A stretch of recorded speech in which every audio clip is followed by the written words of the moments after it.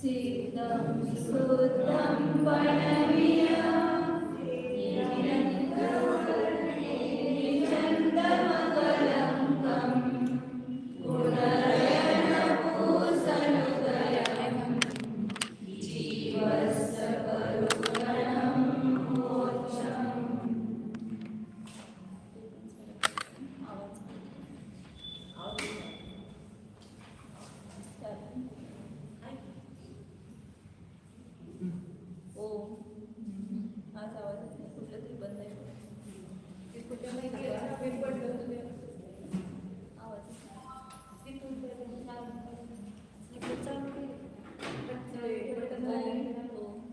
बटनच नाही.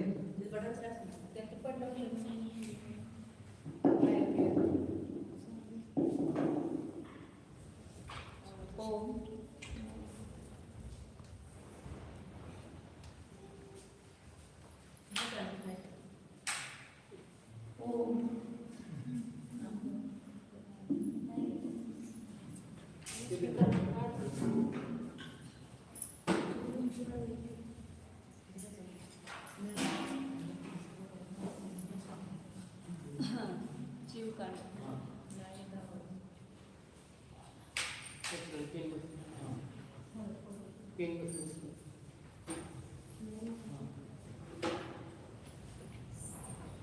जय बोलो नेमिचंद्र आचार्य सिद्धांत चक्रवर्ती नेमिचंद्र आचार्य की जय. जय बोलो परम पूज्य चारित्र चक्रवर्ती समाज सम्राट आचार्य शांती सागर जी महाराज की जय. जय बोलो प्रातस्मरणीय गुरुदेव समंत भद्रमुनी महाराज की जय. जय बोलो परम पूज्य आचार्य श्री सुंदर सागर जी महाराज की जय. जय बोलो परम पूज्य आचार्य श्री मम दीक्षा गुरु वात्सल्य सिंधु आचार्य श्री सुरेश सागर जी महाराज की जय. सखी जय. चालू है ओम मैं बंद कर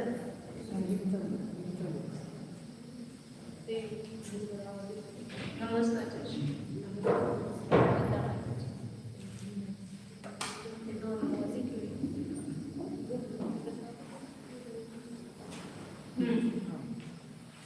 आपलं काल प्रकरण काय चाललं होतं ते दोन्ही आवाज हे काढ नको हे काढ.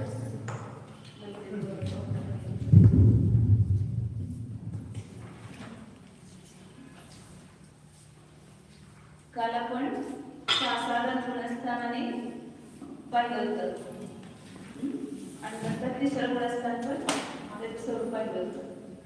साधारण गुणस्थान कशास म्हणतात?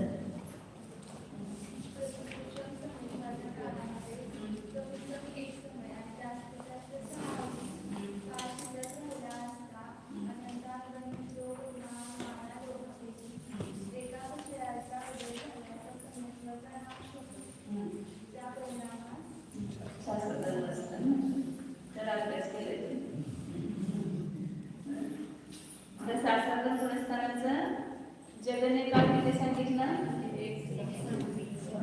आणि जास्तीत जास्त किती काळ जास्त ना. तिसरं गुणस्थान सम्यक विख्यात गुणस्थान कशाच म्हणतात? सम्यक प्रकृतीचा उदय. कुठल्या प्रकृतीचा उदय? तिसरं गुणस्थान म्हणले की संमिश्र. सम्यक विख्यात प्रकृतीचा उदय आला. सम्यक पण परिणाम राहत नाही आणि मिश्र मिथ्यात्व पण परिणाम राहत नाही. मिश्र परिणाम दोघांचा मिश्ररूप परिणाम होतो. दोघांचा मिश्ररूप असं श्रद्धा नसतं त्याला सम्यक विख्यात गुणस्थान म्हणतात. परिणाम तसा मिश्ररूप होतो.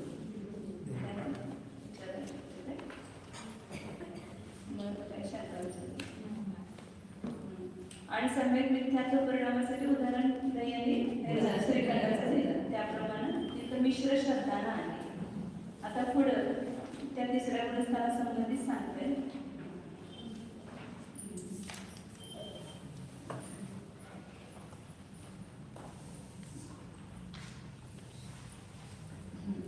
ती 23 नंबर घालत आहे. सो संजमं न गिन्नरि, सो संजमं न गिन्नरि,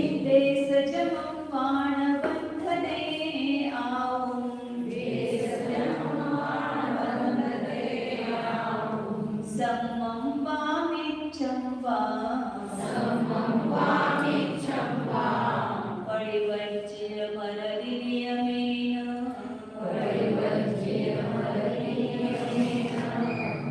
सोऽसञ्च मनमभिन्नति देशजमं मानवन्दते सममामिच्छं वा परिवज्य मरदिर्यमेन. त्या तिसऱ्या गुणस्थानाचं नाव काय? मिश्र गुणस्थान म्हणतात किंवा सम्यक विख्यात गुणस्थान. आता हे जे मिश्र गुणस्थान आहे त्यामध्ये स्वसंचमम न किन्नती. काल सांगितलं होतं तिसऱ्या गुणस्थानात कुठून येतात? चौथ्यातून, पाचव्यातून किंवा सहाव्या गुणस्थानातून तिसऱ्या गुणस्थानात येतो किंवा साधी मिथ्या दृष्टिकोन पहिल्या गुणस्थानातून तिसऱ्या गुणस्थानामध्ये जातो. ते तिथं येण्याचे गुणस्थान 4 झाले. पहिलं, चौथं, पाचवं आणि सहावं. आता ते सम्यक विख्यातातून कुठं जातं पण सांगितलं. तिसऱ्या गुणस्थान पूर्ण झाल्यानंतर तो कुठं जाणार नाही. कुठला परिणाम होणार त्याला? तर 2च आहे पत्रकार. एक विख्यात किंवा चौथं गुणस्थान, पहिलं किंवा चौथं, 2. असं कुठं तरी एक गोष्ट बनवून ठेवा जे ते 4 गुणस्थानाचं तयार होईल एका पानावर. फक्त कुठल्या गुणस्थानातून येतो आणि कुठल्या गुणस्थानात जातो 2 प्रकारे करायचे. पहिला विख्यात तो कुठल्या गुणस्थानात जातो आणि कुठल्या गुणस्थानातून येतो. तिथं कुठल्या गुणस्थानातून येतो आणि तिथून कुठं जातो. गाडी कुठं जाते, तिथून कुठं सुटते, तिथून कुठं सुटते. नाही, कुठल्या गाड्या येतात आणि तिथून कुठल्या गाड्या जातात. अशा 2 लक्षात ठेवायचं.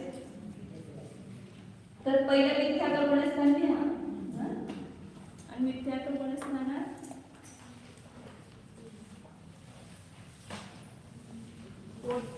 येतो म्हणजे कुठल्या गुणस्थानातून येतो आणि कुठे जातो म्हणजे कुठल्या गुणस्थानात जातो.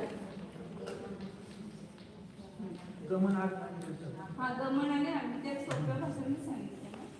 इथं गमन कुठं होतंय याला म्हटलं ना याला आगमन. म्हणजे त्या गुणस्थानात कुठून येतो आगमन आणि कुठे जातो. आपण आता प्रत्येक गुणस्थानाचं जे एकेकाचं तेवढंच बघत जाऊ म्हणजे तुम्हाला एकदम लक्षात राहायला सोपं जाईल. पहिलं विख्यात गुणस्थान. इथं आगमन कुठून होतं. विख्यात गुणस्थान कुठून येतो. तो दुसऱ्यातून पहिल्यात येऊ शकतो, तिसऱ्यातून पहिल्या डायरेक्ट, चौथ्यातून, पाचव्यातून आणि सहाव्यातून. 6 गाड्या येतात तिथं. या मोबाईल नंबर नंतर लक्षात ठेवायचं. आणि कुठे गमन करतो तर पहिल्यातून कुठं जातो. दुसऱ्यात जातो का पहिल्यातून, तिसऱ्या साधी मिथ्या दृष्टीच्या पेक्षा तिसऱ्यात जातो, चौथ्यात, पाचव्यात, सहाव्यात नाही जात, सातव्यात जात नाही पहिल्यातून.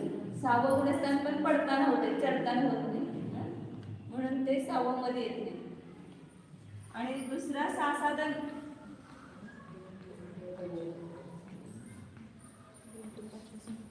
कुठून येतो. इथं गाडी कुठून येतात. चौथ्यातून, पाचव्यातून किंवा सहाव्यातून. आणि गमन कुठं होणार. पहिल्या गुणस्थानातच होणार. तिसरं गुणस्थान मिश्र म्हणजे सगळं परिणामाच्या गाड्या येतात. दुसरं काही नाही, फक्त 8 परिणामच. कुठून कुठं आता परत हे झालं त्याला हे नाव वायर. त्याची वायर लावा. चार्जिंगची वायर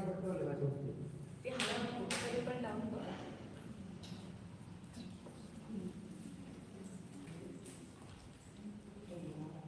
तिसऱ्या गुणस्थानामध्ये आगमन कुठून होतंय. पहिल्यातून जातो ज्याला माहिती आहे ते जर शांत बसा, फक्त नवीन लोक समजून घेऊ. पहिल्यातून तिसऱ्यात जातो आणि कुठून कुठून येणार, दुसऱ्यातून जाणार का तिसऱ्यात?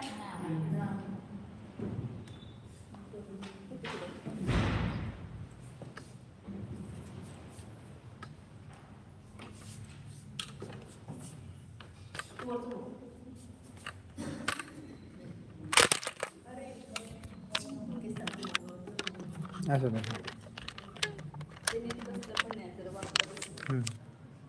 नीट करायचं. पहिल्यातून तिसऱ्यात जातो आणि वरून चौथ्यातून, पाचव्यातून किंवा 6व्या गुणस्थानातून 3ऱ्या गुणस्थानामध्ये येतो. नाही चालत. थांबा.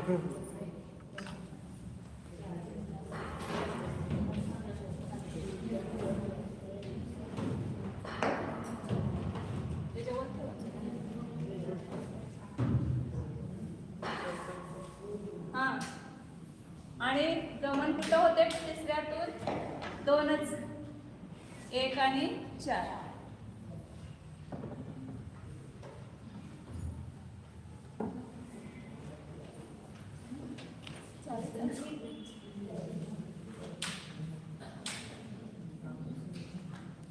मग ते त्याला लावायला लागेल. हे बघा, हे त्याला लावा स्पीकरला. वायर, दुसरी वायर, मोबाईलची वायर, आणि तो स्पीकर ठेवा. हे काढून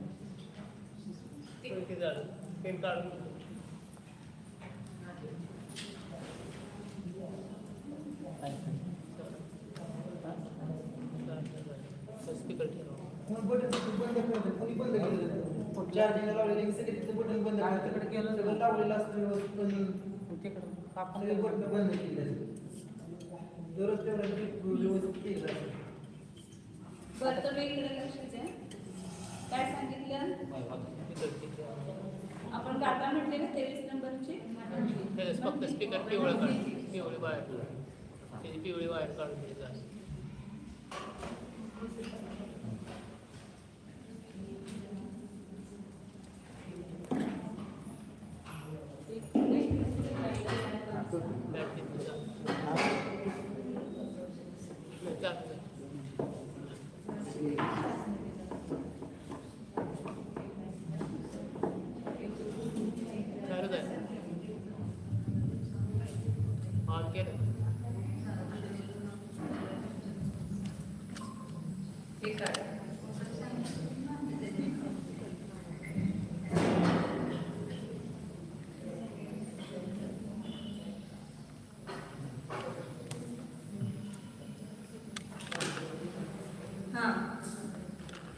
सो संचवन नदी तिकडचं बटन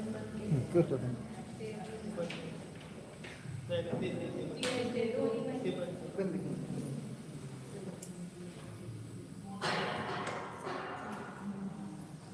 सो म्हणजे तो तृतीय गुणस्थानवरती, मिश्र गुणस्थानवरती संयमाला ग्रहण करत नाही. आणि देश जेव्हा न बंधते, देश संयमाला पण प्राप्त होत नाही. म्हणजे 3ऱ्या गुणस्थानातून कोण एकदम देश संयम म्हणजे 5व्या गुणस्थानात जाणार नाही. आणि सकल संयम म्हणजे मुनी पण होणार नाही. जे त्याचे परिणाम समजा 3ऱ्या गुणस्थानाचे झाले, तो आला 3ऱ्या गुणस्थानामध्ये परिणामाच्या अपेक्षेनं, तर तिथून पुन्हा जर तो परिणामाची त्याची विशुद्धी झाली तर कुठे जाणार? 4थ्या गुणस्थानापासून नियमान जाणार. 5व्या किंवा 7व्या गुणस्थानामध्ये जाऊ शकत नाही. ते 3ऱ्या गुणस्थानात आल्यानंतर पुन्हा तो मुनी किंवा देश संयमी म्हणजे 5 होऊ शकणार नाही. 4थ्यात जाईल आणि तिथून जाईल, आहे मार्ग, परंतु मध्ये मुक्काम करावा लागेल. 3ऱ्या गुणस्थानातून 4थ्या गुणस्थानात स्टेशनला गाडी ते काय म्हणतात बदलायला लागेल, डब्बा बदलायला लागेल. 5व्यातून का 3ऱ्यात जाणार नाही? 5व्यातून जातो, 3ऱ्यातून 5व्यात जातो. 6व्यातनं पण 3ऱ्यात डायरेक्ट जाणार नाही. आणि गमन सांगितलं ते 3ऱ्यातून जाण्याचा मार्ग म्हणजे 3ऱ्यातून तो मिथ्या दृष्टी होऊ शकेल किंवा पुन्हा 4थ्यामध्ये जे सम्यक मिथ्या तो प्रकृतीच्या ऐवजी फक्त काय म्हणणार? सम्यक प्रकृतीचा उदय बदलणार फक्त. त्यामुळे तो काय होईल, पुन्हा क्षावशमिक सम्यक दृष्टी होईल आणि क्षावशमिक सम्यक दृष्टी होऊन तो 4थ्या गुणस्थानात राहील. मग तिथून डायरेक्ट मार्ग नाहीये, तिसऱ्यातनं डायरेक्ट 5व्यामध्ये जाण्याचा मार्ग नाही किंवा 7व्यामध्ये जाऊ शकत नाही. तिसऱ्यातून 4थ्यातच जाणार आणि तिथूनच पुढे जायचं असेल तर 4थ्यातून जाऊ शकतो. परंतु कारण देश संयम आणि सकल संयम प्राप्त करण्यासाठी सुद्धा 2 करण परिणाम होतात. त्यातून तुम्हाला करण परिणामाची इथं आलेली अधकरण, अपूर्वकरण आणि वृत्तीकरण नाव ऐकलं असेल की सम्यक प्राप्त होत असताना हे 3 करण होतात पहिल्या गुणस्थानातून आणि संयम प्राप्त होत असताना 2 करण परिणाम होतात. म्हणजे ते करण परिणाम म्हणजे परिणामाची विशुद्धी आहे. ज्यावेळेला जीव आपल्या भेद विज्ञानाच्या चिंतनानं किंवा परिणामांच्या आपल्या आत्म्याच्या चिंतनानं आपल्या परिणामांची विशुद्धी वाढते, त्यावेळेला ते करण परिणाम होतात त्या जीवाला आणि त्यावेळेला त्या कर्मांचा उपशमशय वगैरे होऊन ते गुणस्थान किंवा तो गुण प्राप्त होतो. म्हणून इथं सांगितलं की तिसऱ्यातली शक्ती नाहीये करण करण्याची, सामर्थ्य तिसऱ्या गुणस्थानात कोणत्याही अपेक्षेने करण परिणाम होत नाही. म्हणून तो जीव डायरेक्ट संयमाला किंवा देशसंयमाला प्राप्त होऊ शकत नाही, त्याच्यामध्ये ती योग्यता नाही त्या परिणामामध्ये. कारण का ते मिश्र परिणाम आहे, तिथं संश्लेष परिणाम आहे, तिथं एवढे विशुद्ध परिणाम नाही. तिसरी गोष्ट सांगितली आवून न बंधने. त्या तिसऱ्या गुणस्थानात ज्याला जीव असेल त्याला त्या आयुचा पण बंध होणार नाही. आयु कर्म किती कर्म आहे ते कोण किती कर्म आहे पाठीमाग सोनरी किती आहेत कर्म विचार करायला की 8 कर्म आहेत. बोलत जाऊ तुम्ही पाठीमाग सगळ्यांना येतंय ना. 8 कर्म आहेत. 8 कर्माचा बंध निरंतर होतो का? निरंतर किती कर्मांचा बंध होतो? 7 कर्मांचा निरंतर बंध होतो. एक क्षण असा जात नाही, एक समय असा जात नाही की ज्या वेळेला आपण 7 कर्म बांधत नाही. परंतु 8 कर्म कधी कधी जीव बांधतो. कधी कधी म्हणजे आयुचा त्रिभाग शिल्लक राहिला असताना, म्हणजे आपल्या आयुचे 2 त्रिभाग गेले आणि 1 त्रिभाग ज्याला शिल्लक राहतो त्यावेळेला आयु कर्म बांधण्याचा चान्स म्हणजे त्यावेळेला संधी आहे. 90 वर्षाचं आयुष्य असेल तर 30चे 3 विभाग झाले. मग 60 वर्ष त्या जीवाचे संपले. 61 साजरे करता येईल तुम्ही म्हणजे 61 वर्ष लागलं समजा त्याला, तर तिथं त्याची संधी आहे. म्हणजे उदाहरणासाठी असेल तर त्याचे 2 त्रिभाग करायचे आणि तिथं 1 त्रिभाग. मग त्याला आठवण करून द्यायची आता तुमचा आयु बंद होण्याचा काळ आहे, आता तर तुम्ही धर्माला लागा. आजपर्यंत सगळा संसार केला, सगळ्या पण साजरे करतो त्यावेळेला धार्मिक दृष्टीने साजरे करायचं. म्हणजे त्या जीवाने धर्म मार्गामध्ये पुढे जायला पाहिजे अशा दृष्टीने हे करायचं. म्हणून त्या ठिकाणी सांगितलं काय की आयुचा बंध मग ज्या वेळेला तो आयुबंधाचा काळ अंतर्मुहूर्त, तर जर 3रं गुणस्थान असेल समजा तिथं त्यावेळेला तर तिथं आयुचा बंध होणार नाही त्या जीवाला. जर आयुबंधाचा काळ आला असता तर सुद्धा त्या परिणामामध्ये आयुबंध होत नाही. सम्यक मिथ्यात्वरूप मिश्र परिणामामध्ये आयुचा बंध होत नाही. असा आयुचा बंध एकूण 8 वेळा होतो आपल्या जीवनामध्ये. त्याचं पुढं प्रकरण विस्तारून येणार आहे आपल्याला लेशा मार्गीमध्ये. कधी कधी आयु बनतं, किती किती काळ गेल्यानंतर बनतं, त्याचे अंश वगैरे सगळे सांगणार आहे. नंतर सम्मम वा मिच्छम वा पडिबज्य मरदी नेमीनं.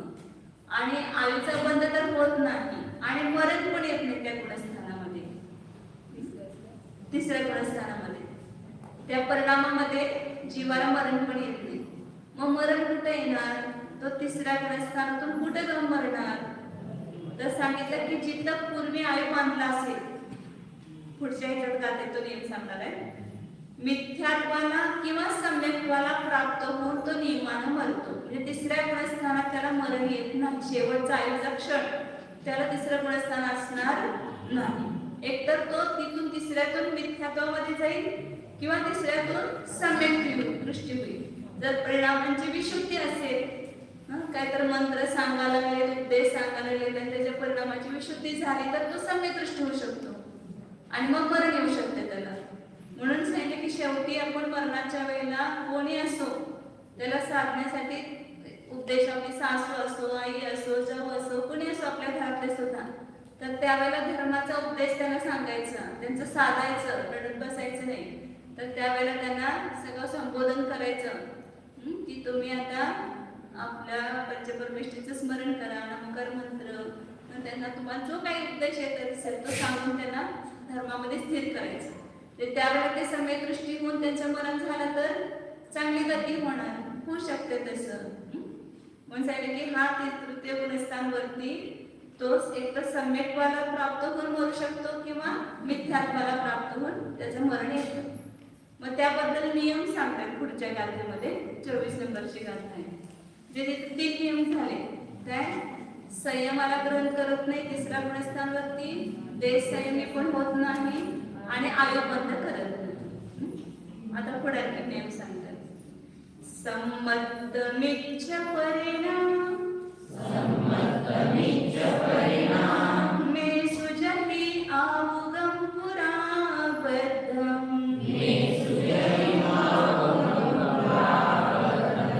तहि मरणं मरणन्त समुखादो वियणमिस्सम्मि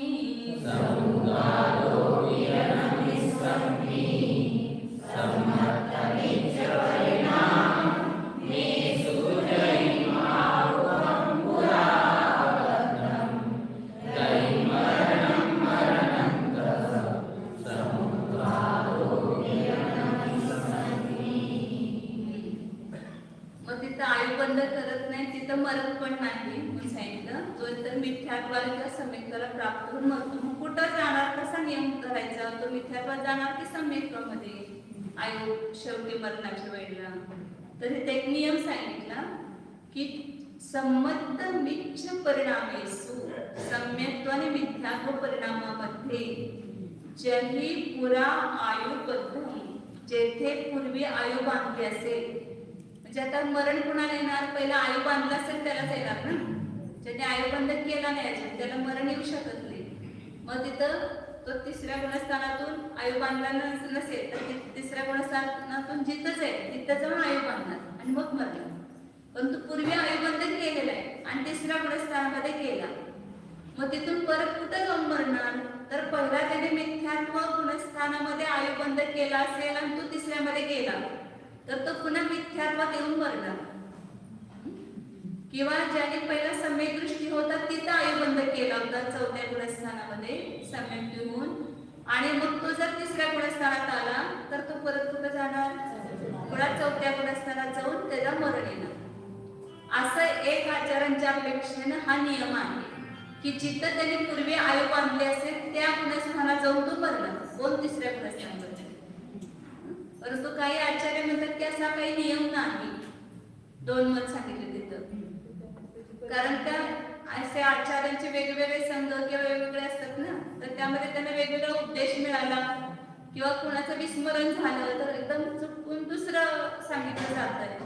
तर अशा पद्धतीने तिथं आपला, आणि आपण छद्मस्त आहोत, आपण निर्णय करू शकत नाही की खरं काय आहे. तर त्यावेळेला दोन्ही आपल्याला मत माहिती आहे, तर ह्या आचार्यांचं असं मत आहे आणि ह्या आचार्यांचं असं मत आहे. त्या कर्नाटकामध्ये असे अनेक आचार्यांचे अनेक वेळेला असे मत सांगितले जातात. मग दुसऱ्या आचार्याकडे की असा नियम नाही की मिथ्यात्वात आयु बांधलेला आहे तर तो सम्यक्त्वात जाऊन पण मरू शकतो, आणि सम्यक्त्वामध्ये आयु बांधलेला आहे तर तो पुन्हा मिथ्यादृष्टी होऊन सुद्धा मरण करू शकतो.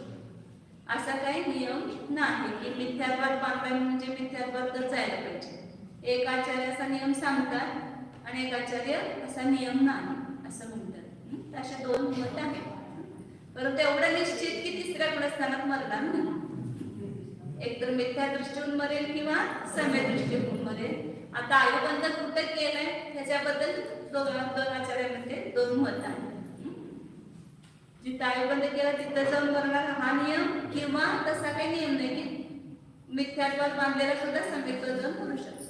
जसं सैनिक राजा, त्यांनी नरकाचा बंध कुठे केला, पहिल्या गुणस्थानात, आणि तो मरण कुठं पावला, 4थ्या गुणस्थानात. तर शाही सम्यक दृष्टी झाला होता ना, तर त्यामुळे त्यांचं तर गुणस्थान बदलतच नाही शाही सम्यक दर्शन झाल्यानंतर. तर तो सम्यक दृष्टिकोन महिला. पण असा काही नियम नाही असं आचार्य म्हणतात. आता आणि पुढची गोष्ट सांगतात की तही मरण, तिथं जाऊन मरतो. आणि निसम्मी मरणंत समुद्घातोविन. आणि ती चौथी गोष्ट सांगितली, आयुबंध होत नाही, मरत नाही. आयु पण तिथं बांधत नाही त्या गुणस्थानात, आणि तिथं मरत पण नाही. हा एक नियम झाला तिसरा. चौथा नियम सांगितले, मारणांनी समुद्घात सुद्धा होत नाही. आता मारणांनी समुद्घात म्हणजे काय? प्रवेशिका शिकला असेल तर तिथं येत आहे, परंतु तुमचं झालं की नाही माहिती. 7 प्रकारचे समुद्घात आहेत ना. समुद्घात म्हणजे काय? की जीव मूळ शरीराला न सोडता त्याचे आत्मप्रदेश बाहेर पडतात. असे 7 प्रसंग आहेत की ज्यावेळेला जीव ह्या शरीरात पण असणारच, आणि त्याचे आत्म्याचे प्रदेश किती आहेत? आपल्या आत्म्याचे प्रदेश किती असंख्यात आहेत? लोकाकाशाचे जेवढे प्रदेश तेवढे एका जीवाचे प्रदेश आहेत. मग आपण एक लोक प्रमाण पण होऊ शकतो. जेवढा लोकाकाश आहे ना, असंख्यात प्रदेश त्याचे आहेत, तेवढा आपण पसरून केवली समुद्राच्या वेळेस जीव पसरतोच, त्याला पूर्ण लोकाकाशवर पसरतो. जेवढे आपले आत्म्याचे प्रदेश आहेत, मग ते किती पण पसरू शकतात. मग ज्या वेळेला वेदना होतात शरीरामध्ये, त्यावेळेला काय होते? आत्म्याचे प्रदेश बाहेर पडून, असं ज्यावेळेला वेदना सहन होत नाहीत ना, तीव्र वेदना वगैरे होतात, त्याला आत्म्याचे प्रदेश बाहेर निघतात. शरीरात पण असतातच, आणि प्रदेश बाहेर होऊन परत शरीरात प्रवेश करतात. थोडा काळ अंतर मुहूर्त असते तो. किंवा कशा जास्त तीव्र झाले की त्याला सुद्धा काय होते? आत्मप्रदेश बाहेर पसरता नाही. पुन्हा अमूर्तिक असल्यामुळे कळत नाही आपल्याला. तुम्ही कशा झाला तर मी आता माझ्यात नाही, तुम्ही काय मध्ये बोलायचं नाही, म्हणजे बाहेर केलेलं असते त्यावेळेला शरीराच्या. नंतर अशा अनेक प्रसंग सांगितले. वेदना समुद्रात, दशाय समुद्रात, वैदिक ह्याच्या पुढं कुठल्या तरी ह्याच्या काळामध्ये त्याला आपण विस्ताराने घेऊ. तेजस समुद्रात म्हणजे केवली ज्यावेळेला सावळे गुणस्थानवरती मंदिराज ज्यावेळेला त्यांच्या डाव्या त्यांना तेजस वृद्धी झालेली असते, तर डाव्या खांद्यातून किंवा उजव्या खांद्यातून त्याचं तेजस शरीर निघते. आणि शुभ तेजस अशुभ तेजस ते भेद आहे. ते सगळ्या समुद्राचं येईल तुम्हाला कुठं तरी इथं वर्णन पुढे, त्यावेळेला आपण डिटेल बघू. आता इथं मारणार्थी समुद्रात फक्त बघायचं की मरणाच्या पूर्वी जिथं जाणारे जीव जन्म घेणार आहे, तर तिथं आत्मप्रदेश जाऊन टच होतात. ते तिथं अगोदर पूर्ण जीव जात नाही, त्याचे काही प्रदेश त्या स्थानाला स्पर्श करतात जिथं जन्म घेणार आहे तिथं. हे अंतर्मुहूर्त अगोदर होते, जे मरणाच्या पूर्वी छोटा अंतर्मुहूर्त असतो. मग त्यावेळेला त्याला काय म्हणतात? मारणांतिक समुद्घात. मग तो मारणांतिक समुद्घात तिसऱ्या गुणस्थानात तो जीव असेल तर तिथून होत नाही. म्हणजे त्याच्या अगोदरच तो काय होणार? तिसऱ्या गुणस्थानातून च्युत होऊन पहिल्या किंवा चौथ्यात जाणार, आणि तिथे जाऊन मारणांतिक समुद्घात होईल, आणि मग त्याला मरण येईल. म्हणजे तिसऱ्या गुणस्थानात तिन्ही नाही, आयु बंद पण होत नाही, मरत पण नाही, आणि मारणांतिक समुद्घात सुद्धा होत नाही. तर अशा प्रकारे ते तिसऱ्या गुणस्थानात काय काय होत नाही हे सांगितलं. हे मारणांतिक समुद्घात होतोच असा नियम नाही, बहुभाग होतो, परंतु असे काही जीव की त्याला मारणांतिक समुद्घात होत पण नाही. म्हणजे तिथे जाऊन स्पर्श करेला तसा नियम नाही आत्म्याचे प्रदेश. त्या जीवाला त्याला जाण्याची किंवा काही भावना होत असतील तर त्याला तो मारणांतिक समुद्घात त्या जीवाला पण कळत नाही, आणि दुसऱ्याला पण कळत नाही, आणि तो जीव तिथून निघून गेलायचा. तर हे मारणांतिक समुद्घात सांगितलं. अशा प्रकारे तिसऱ्या गुणस्थानामध्ये ह्या 4 गोष्टी होत नाहीत हे लक्षात ठेवायचं. काय काय होत नाही? सकल संयम, संयम, आयुबंध, मरण आणि मारणांतिक समुद्घात. 5 गोष्टी म्हटलं तरी चालते. त्या 5 गोष्टी होत नाही तिसऱ्या गुणस्थानामध्ये, कारण तिथे या मिश्र परिणामामध्ये जन्म पण नाही. हा जन्म तर नाहीच की. जन्मतानं तिसरं गुणस्थान कोणाला असत नाही. जन्मतानं पहिलं, दुसरं किंवा चौथं असं 3 गुणस्थान असू शकतात. ज्याला म्हणजे मरतानाच म्हणा किंवा विग्रहगतीमध्ये म्हणा, विग्रहगतीमध्ये 3 गुणस्थान असतात. पहिलं गुणस्थान मिथ्यात्व होऊन जाईल, किंवा जर तो प्रथमवंश सम्यक्त्वातून दुसऱ्या गुणस्थानात आला असेल आणि त्याचं त्याला मरण झालं तर ते दुसरं गुणस्थान होऊ शकते, म्हणजे पूर्वीच्या भावातून होत जाईल. किंवा सम्यक कुठून येईल, सम्यक कुठून येणार, फक्त नरकातून आणि देवातून मनुष्यात उत्पन्न होणार असेल तर सम्यक घेऊन येऊ शकतो. आणि क्षायिक सम्यक्त्वाच्या अपेक्षेनं मनुष्य चालीगतीमध्ये जाऊ शकतो. परंतु क्षौक्षमिक सम्यक्त्व देव आणि नारकी ते क्षौक्षमिक सम्यक्त्व घेऊन मनुष्य गतीमध्ये उत्पन्न होते आणि मनुष्याने दिल्यांचे क्षौक्षमिक सम्यक्त्व घेऊन देवगतीमध्ये जाते. हा नियम आहे. म्हणजे क्षौक्षमिक सम्यक्त्व घेऊन कुठल्याही गतीमध्ये जाणार नाही, सामान्य क्षौक्षमिक सम्यक्त्व. एक नियम तुम्हाला पुन्हा लक्षात राहील. आता फक्त एवढं लक्षात ठेवा की तिसऱ्या गुणस्थानामध्ये हे मार्ग समोर जाताना मरण येत नाही. आता चौथं गुणस्थान, 3 गुणस्थान पक्के झाले. पहिलं गुणस्थान, दुसरं, तिसरं. आता झोपेतून उठलं तरी सुद्धा आपल्याला सांगता यायला पाहिजे साधन म्हणजे काय. तिथं प्रथम सम्यक्त्वातून अनंतांमध्येचा उदय आला की दुसऱ्या गुणस्थानात येतो, त्याला साधन गुणस्थान म्हणतात. सम्यक मिथ्यात्व प्रवृत्तीचा उदय झाला की त्याचं मिश्र श्रद्धान होतं, दोन्ही सम्यक मिथ्यात्व, त्याला तिसरं गुणस्थान म्हणतात. आणि या दोन्ही गुणस्थानांचे काळ अत्यंत अल्प आहेत, त्यामुळे आपण त्याला ओळखू शकत नाही की हा आपण तिसऱ्या गुणस्थानात आलो आता किंवा दुसऱ्या गुणस्थानात आलो असं ओळखू शकत नाही. अत्यंत अल्प काळ असल्यामुळं ते गुण लगेच नष्ट होते ते गुणस्थान. आता चौथं गुणस्थान, सगळ्यात महत्वाचं चौथं गुणस्थान, पहिलं आणि तिथून चौथं, हे मधले स्टेशन आहे, दुसरा तिसरं. चौथ्या गुणस्थानाचा स्वरूप 25 नंबरचं गाथा आहे. संमत देशगादी सुदयानो वेदगं हवे समं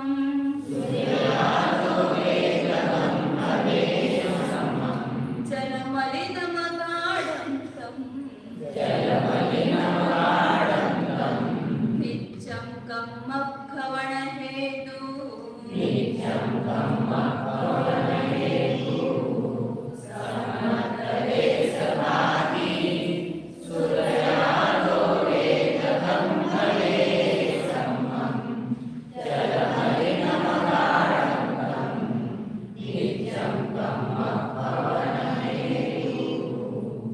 आपण परवा बघितलं तर चौथ्या गुणस्थानात किती प्रकारचे भाव सांगितले होते,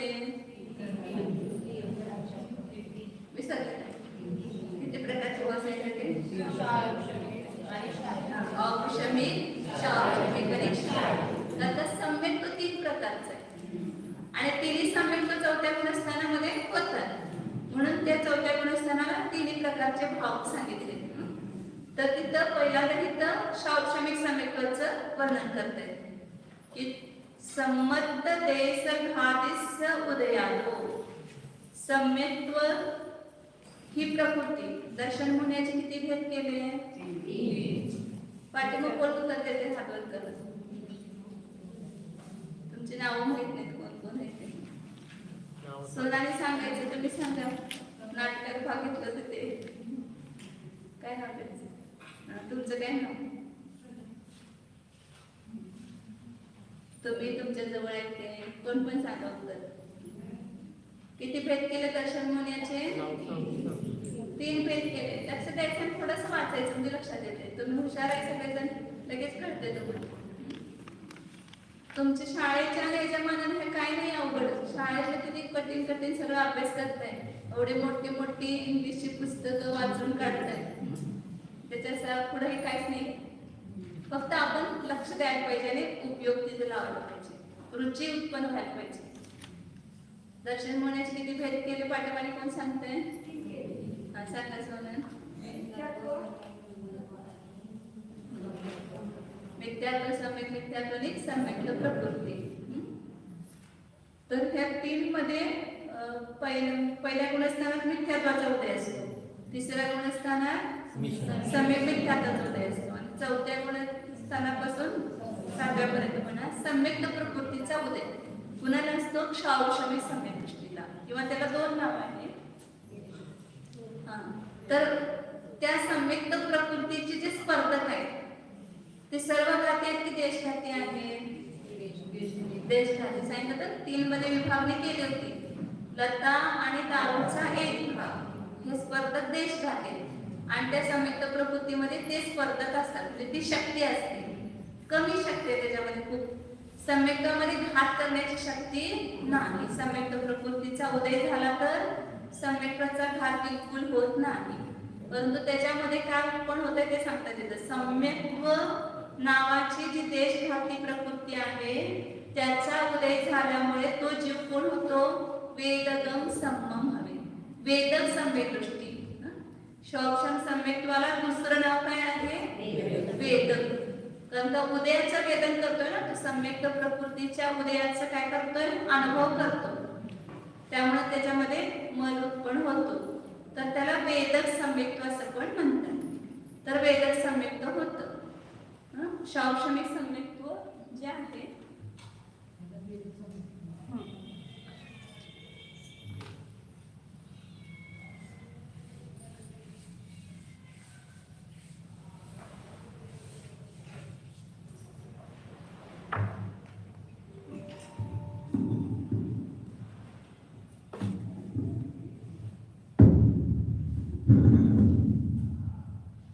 तर आपण सांगितलं होतं 3 आहेत. हे सम्यक्त प्रकृती, हे सम्यक मिथ्यात्व आणि मिथ्यात्व प्रकृती 3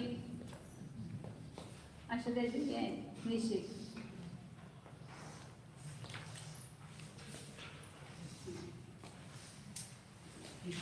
ही सम्यक्त प्रकृती आहे आणि मिश्र आहे आणि मिथ्यात्व.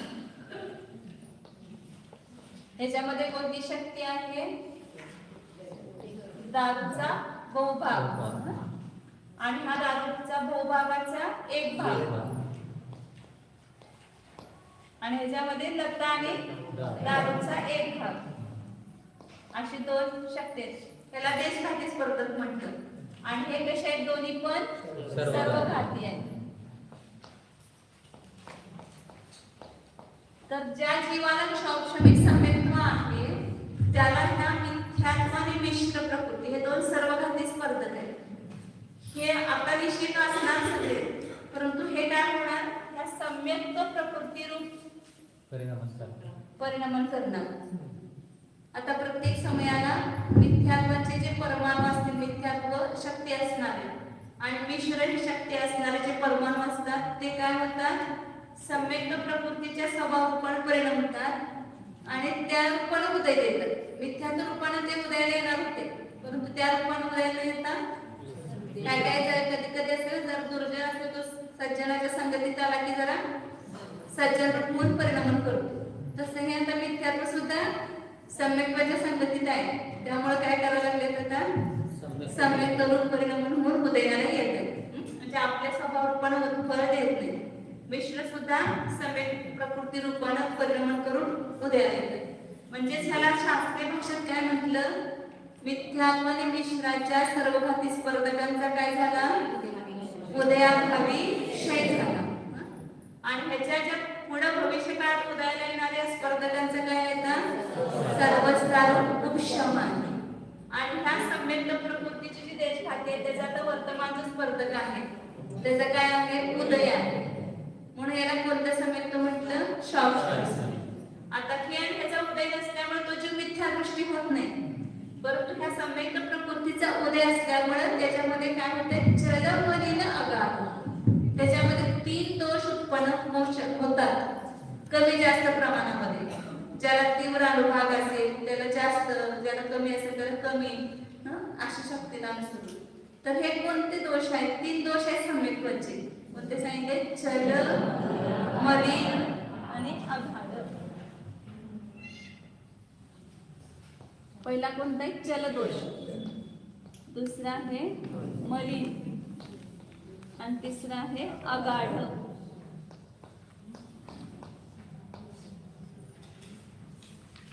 हे शौक्षमिक सम्यक्त्व असं आहे की कधी पण तो जीव सम्यक्त्वापासून च्युत होऊन मिथ्या दृष्टी होऊ शकतो, परंतु जो मिथ्यात्व सम्यक्त्वापासून च्युत झाला आहे परंतु सम्यक्त्वामध्ये राहून सुद्धा त्याच्यामध्ये काय होतं?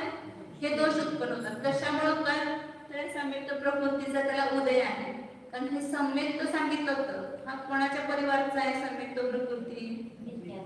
दर्शन मुनीचाच परिवार आहे. मिथ्यात्वाचेच परमाणू त्याच्यामध्ये आलेले आहेत. म्हणून सम्यक्ताचं पोषण करत नाहीत, उलट सम्यक्तामध्ये काय करतात? खोड्या काढत चालतात. जसं तो शत्रू पक्षातनं आला असेल आपल्याकडं, तर आपलं पोषण करत नाही, तो काय करत असतो? सारखं आपल्याला काही ना काहीतरी विघ्न करत असतो, बाधा करत असतो. तसे सम्यक्त प्रकृती पण काय करते? त्या जीवाला सारखी बाधा उत्पन्न करते. तर त्या चल दोष सांगितलं. चल दोष म्हणजे काय सांगितलं? की त्याचं आपल्याच खऱ्या देवशास्त्र सम्यक दृष्टी आहे का त्याचं श्रद्धांत कसं असणार? खऱ्या देवशास्त्र बरोबर सातत्वावर त्याचं काय असणार? श्रद्धा नसणार. जे मिथ्या देवशास्त्र गुरुवर किंवा कुतत्वावर त्याचं श्रद्धा नाही, परंतु तरी सुद्धा त्या आपल्याच देवशास्त्र गुरुमध्ये राहून सुद्धा श्रद्धा राहून सुद्धा त्यामध्येच त्याच्यामध्ये काय होते? चल विचलता. कसे चल विचलता होते? तर त्याला उदाहरण पण सांगितलेले की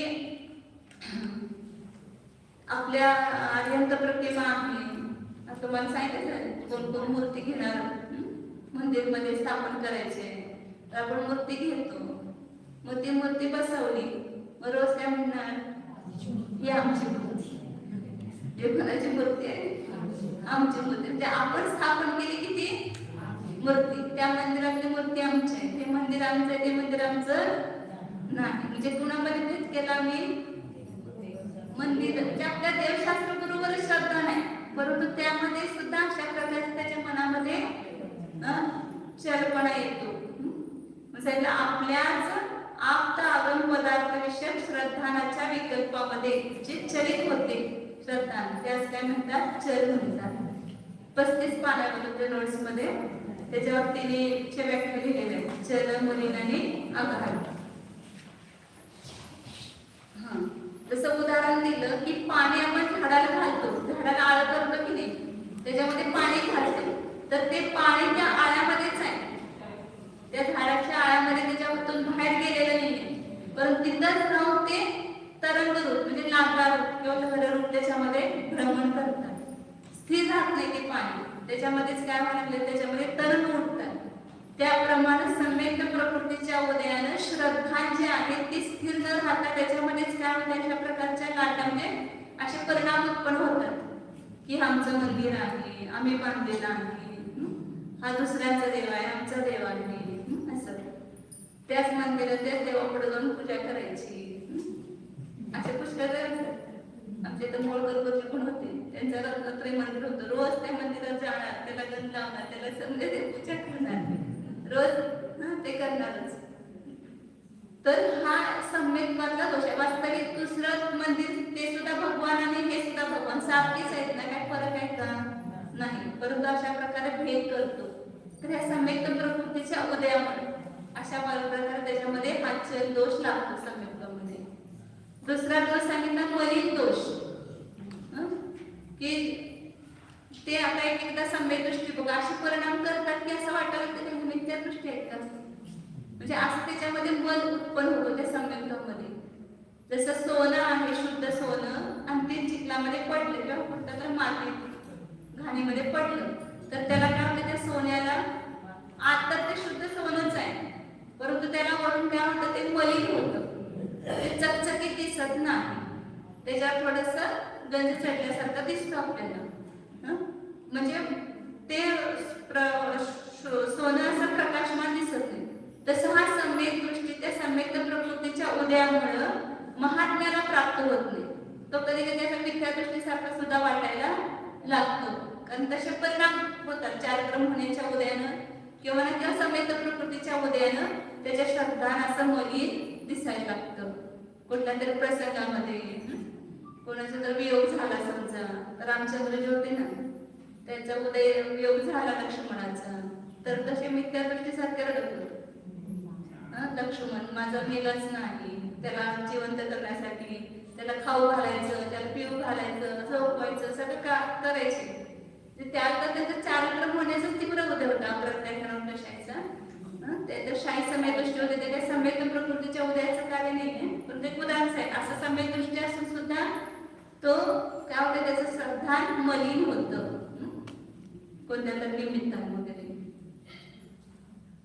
तिसरं डोसा काय सांगितलं, अगाढ दोष. अगाढ म्हणजे तिथं दृढता राहत नाही, गाढता राहत नाही, स्थिरता नसते.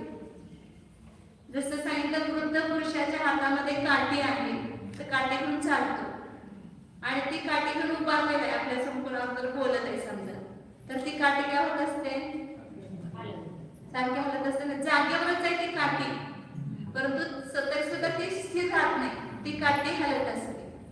त्याच्या हातातली काठी आपल्या जागेवर राहून सुद्धा हाताची पकड शिथिल असतात. ती कशामुळे हाते काठी, त्याचे हात हलतात, त्या हाताची पकड शिथिल आहे, त्यामुळे ती त्यात बघते.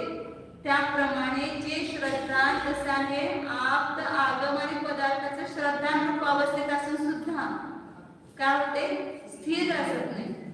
त्याच्यामध्ये काय होते, अस्थिरता उत्पन्न होते, शिथिल होते ते श्रद्धा. त्याच्यामुळे कोणीतरी थोडासा कुहेतू कुदृष्टांत वगैरे दिला तर विराटला सुद्धा होऊ शकते. त्या समितीतून शावसमित समितीतून 1 मिनिटासाठी सुद्धा तो मिथ्यात्व देऊ शकतो. परंतु कधी कधी मिथ्यात्वात न येता सम्यक्त्वच आहे, श्रद्धा विचलित झालं नाही, परंतु त्याच्यामध्ये काय होते, अस्थिरता उत्पन्न होते, अगाढ दोष येतो. जसं उदाहरण त्याच्यासाठी पण दिलेलं आहे.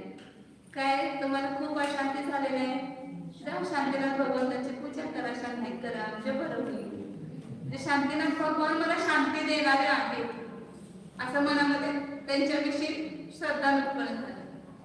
आणि महावीरचे जे महावीर आहेत ते काय करतात, पुत्रप्राप्ती करून देतात, ते अतिशय आहे त्यांचा. किंवा विघ्नहार करणार, पार्श्वनाथ विघ्न दूर करतात. अशा प्रकारे एका म्हणजे त्यांच्या भगवान त्यांच्यामध्ये भेद केला मनामध्ये, तर काय झालं, तो दोष आहे. सम्यक्त्वाचा तो काय आहे, सम्यक्त्वातून च्युत होईल असं काय नाही. जर त्याच्या श्रद्धानेच घडलं तर तो च्युत होऊ शकतो, मिथ्यात्व देऊ शकतो. परंतु श्रद्धा आहे खऱ्या देवशास्त्र बरोबरच, परंतु तरी सुद्धा त्याच्यामध्ये काय केलं त्यांनी, अशा प्रकारे भेद केला त्या देवशास्त्र गुरुमध्ये. हे आमचे गुरु आहेत, हे दुसऱ्यांचे गुरु आहेत, हे गुरु आले तरच आम्ही आराम करणार, दुसऱ्या गुरुचं करणार नाही. अशा प्रकारे गुरुच्या मध्ये काय करणं, भेद करणं, देवामध्ये भेद करणं, शास्त्रामध्ये भेद करणं, हे आम्ही छापलेलं शास्त्र आहे. अशामध्ये भेद करणं, त्याला हे कशामुळे होते, हे समेत प्रकृतीच्या उदयामुळे. तशाप्रकारे 3 दोष सांगितले. कोणते सांगितले, चल, मलिन आणि अमल. चल म्हणजे चंचलता उत्पन्न होते, मल म्हणजे त्याच्यामध्ये परिणामामध्ये मलिनता येते, आणि आगाढ म्हणजे स्थिरता राहत नाही, ते तर श्रद्धानामध्ये टावटल होतोय, तर त्याला आगाढ दोष म्हणतात. अशा प्रकारे हे शैक्षणिक सम्यक्त्व 4थ्या गुणस्थानामध्ये आहे. कशामुळे होतं उत्पन्न, तर सम्यक्त प्रकृतीचा उदय झाल्यामुळे, सम्यक्त प्रकृतीच्या उदयामुळे हे वेदक सम्यक्त उत्पन्न होते. किंवा म्हणजे 2 नाव सांगितले, वेदक सम्यक्त सांगत असताना फक्त उदय सांगतात, त्या सम्यक्त प्रकृतीचा उदय असताना सुद्धा सम्यक्त्व हा गुण प्रगट होतो, म्हणून त्याला काय म्हणतात, शावक्षमिक सम्यक्त्व. आणि शावक्षमिक सम्यक्त्वची व्याख्या सांगताना काय सांगायचं, मिथ्यात्व आणि मिश्र प्रकृतीच्या सर्वघाती स्पर्धकांचा उदयाभावी क्षय आहे, आणि त्यांच्याच भविष्यकाळात उदयाला येणाऱ्या सर्वघाती स्पर्धकांचा सर्वसार उपशम आणि त्या सम्यक्त प्रकृतीचा उदय आहे, त्याला शावक्षमिक सम्यक्त्व म्हणतात. आणि हे सम्यक्त्व कुठं असतं, 4थ्या गुणस्थानामध्ये असतं. आता पुढं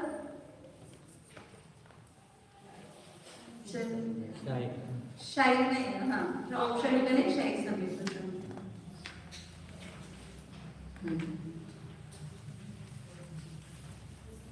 ह्या शावक्षमिक सम्यक्त्वाचा काळ किती आहे, तर कमीत कमी अंतर्मुहूर्त राहतो आणि जास्तीत जास्त 66 साल. प्रथमोक्षम सम्यक्त्वाचा कमी काळ जो आहे तो अंतर्मुहूर्तच आहे, मोठा काळ तो सुद्धा अंतर्मुहूर्त. जगन्य काळ अंतर्मुहूर्त आणि उत्कृष्ट काळ सुद्धा अंतर्मुहूर्तापेक्षा जास्त राहत नाही, परंतु जगन्य काळ छोटा अंतर्मुहूर्त घ्यायचा आणि उत्कृष्ट काळ मोठा अंतर्मुहूर्त घ्यायचा. आणि शावशामी सम्यक्त्व कमीत कमी अंतर्मुहूर्त काळ असं नाही तर जास्तीत जास्त किती राहू शकते 66 सागर. 66 सागर म्हणजे कसं राहणार, तो मनुष्य आहे त्याला शावशामी सम्यक्त्व झालं तर तो स्वर्गामध्ये जाणार. 20 सागराचं आयुष्य म्हणून समजा गेला तो, पुन्हा तिथून येणार, पुन्हा मनुष्य होणार. पुन्हा मनुष्याचं किती संख्या वर्षाचं आयुष्य कर्मभूमीतलं, पुन्हा स्वर्गात गेला 22 सागराचं आयुष्य घेऊन गेला. तर 20 आणि 22 किती झाले 42. आणि त्याच्यामध्ये मनुष्य पण त्यातच ऍड करायचे त्या सागरामध्येच. आणि पुन्हा तो मरून स्वर्गात गेला 24 सागराचं आयुष्य घेऊन नवग्रहामध्ये गेला तर किती सागर झाले 66. असं एक उदाहरण सांगितलं. असंच होईल असं काही नाही, वेगवेगळ्या पद्धतीनं अनेक भाव पण जास्त होऊ शकतात. परंतु 66 सागरापेक्षा, सागर म्हणजे काय आता तुम्हाला माहिती आहे, सागर म्हणजे सागर समुद्र, सागराचं पण गणित आहे ते. पुढे तुम्हाला आता ज्यावेळेला गणित शिकवणार आहे त्याला डिटेल सांगते. सागर म्हणजे तिथं तुम्ही आईला गोल खड्डा करायचा एक पल्ल्याचा, असे 10 कोडाकोडी पल्ले म्हणजे एक सागर असतं. आणि असं 22 सागरांचं आयुष्य स्वर्गामध्ये असं 66 सागर पर्यंत ते राहू शकते. म्हणजे हे पण किती महिमा आहे बघा शावशामी सम्यक्त्वाची, की तितका काळपर्यंत कंटिन्युअस राहू शकते.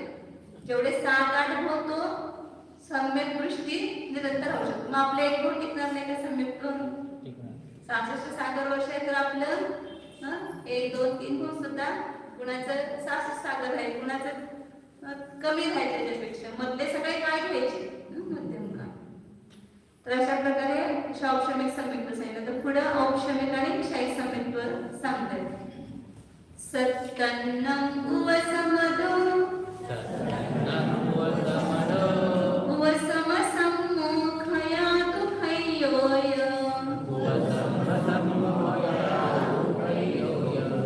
विधीयक सायुधयादो असंजलो होदि सम्मोहु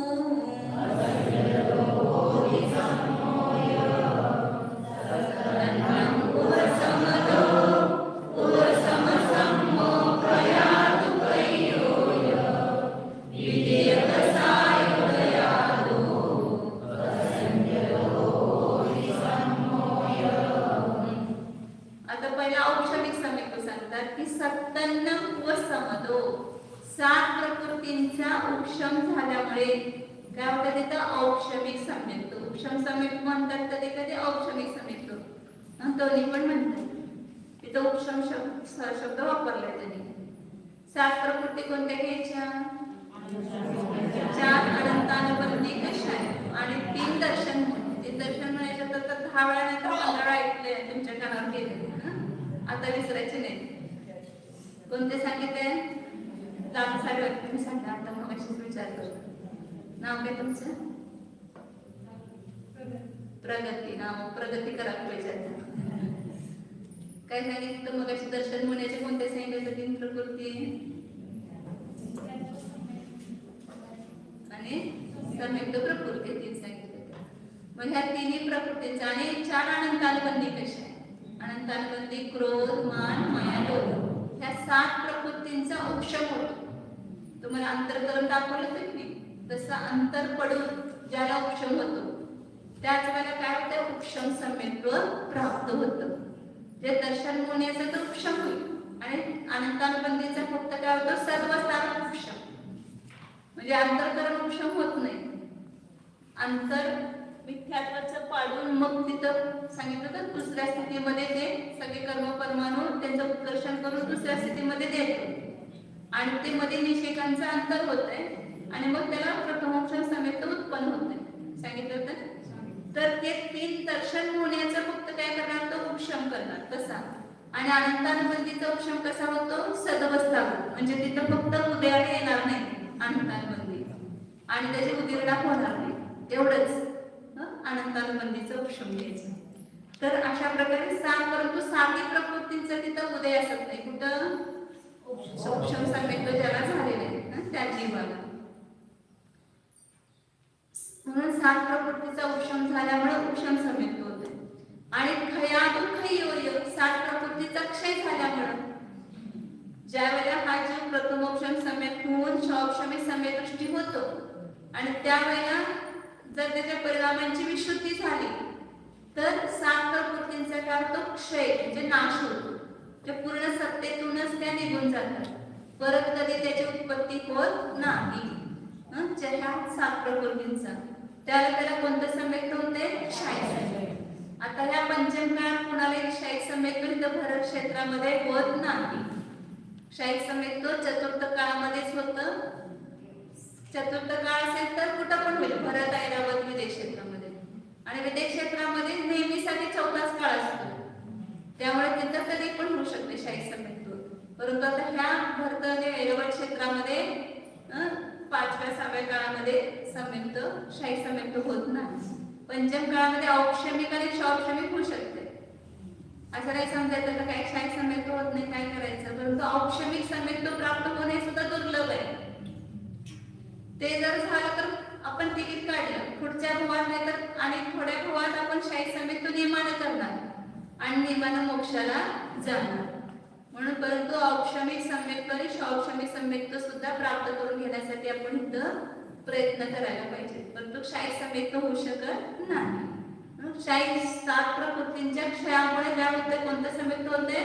शाही सम्यक्त, जसं क्षणिक राजाला झालं होतं. आणि विनय कसाय उदयालो असंचतो बोधी समूह झालेला आपला दुसरा कशाचा उदय. दुसरा कशा म्हणजे कोणता? अव्याख्यानावर कशाचा उदय असल्यामुळे तो जीव असंयत सम्यक दृष्टी होतो. आपण याचा फुलाचा उदय बघू थोडं असंयताचं. आणि अजून 2 अर्थ आहेत त्या उदय बघू. हे चतुर्थ गुणस्थान घरात राहून सुद्धा होऊ शकते. आपण आता तुम्ही जे करताना ते काही सोडायचं नाही, काही सोडायचं नाही. फक्त काय करायचंय? श्रद्धान बदलायचं. ज्ञान आणि श्रद्धान बदललं की आपल्याला आपण त्याला काही शिंग फुटणार नाही की ह्या सम्यक दृष्ट्या आणि त्या दृष्ट्या आपण जसे तसेच राहणार आहे. फक्त आपलं श्रद्धान काय होणार आहे? बदलणार आहे. ते श्रद्धान बदलण्याचं काम करायचं बघतो. जसं वस्तूचं स्वरूप आहे तसं श्रद्धान करण्याचा प्रयत्न करायचा. उद्या बघतो.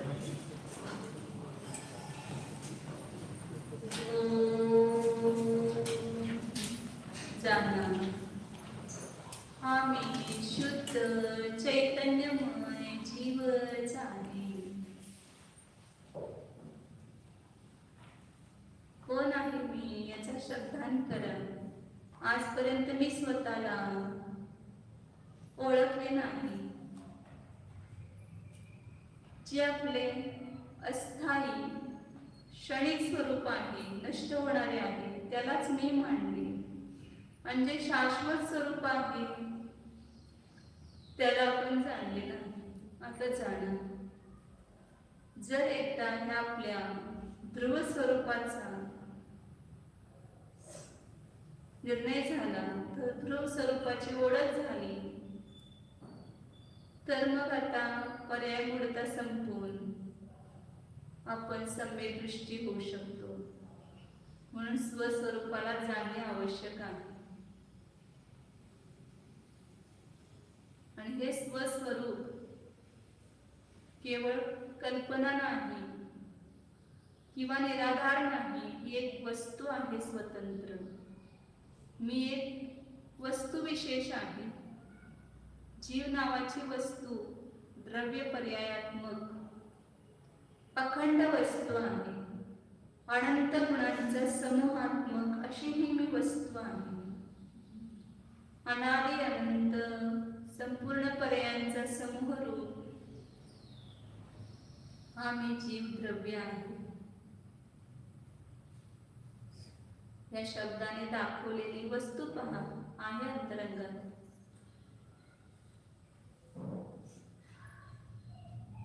शुद्ध चैतन्य स्वरूप ज्ञानानंद स्वरूप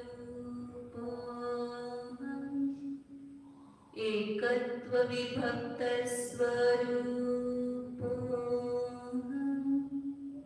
निर्मम स्वरूप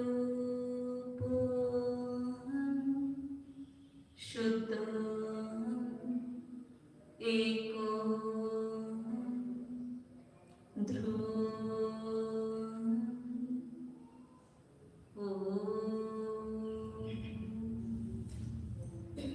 विसर्ज नमो हरिहंताय नमो सीताय नमो आयर्याय नमो वज्राय नमो लोहे सवसाय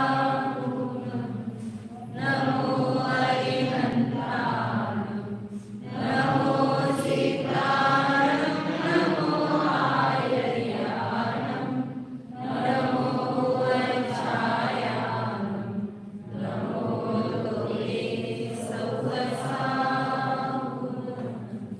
नमो हरिहंताय नमो सीताय नमो आयर्याय नमो वज्राय नमो लोहे सगळ्यांना सूचना एक तत्वार्थ श्लोक वार्तिकचं कालपासून आम्ही स्वाध्याय चालू केलेलं आहे त्याच्यानंतर पहिला भागातला तर कुणाकडे पुस्तक असतील ते पुस्तक पण द्यायचे आणि कुणाला जर स्वाध्याय करण्याचे भाव असतील तर ते लाभ घेऊ शकतात आणि ऑनलाईन पण चालेल बाहेर पण कुणाला जर लाभ घ्यायचा असेल तर त्यांना पण तुम्ही हे सांगू शकता की तत्वा श्लोक करते अजून ते सांगतील ग्रुपवर टाकलेले आहे तर तत्वार सूत्रावरची टीका आहे टाकलेले तत्वार सूत्रावरची हे विद्यानंदी आचार्यांची टीका आहे तत्वार श्लोक वार्तिक नावाची सर्वार सिद्धी राजवार्तिक त्याप्रमाणे ही श्लोक वार्तिक नावाची विस्ताराने टीका आहे.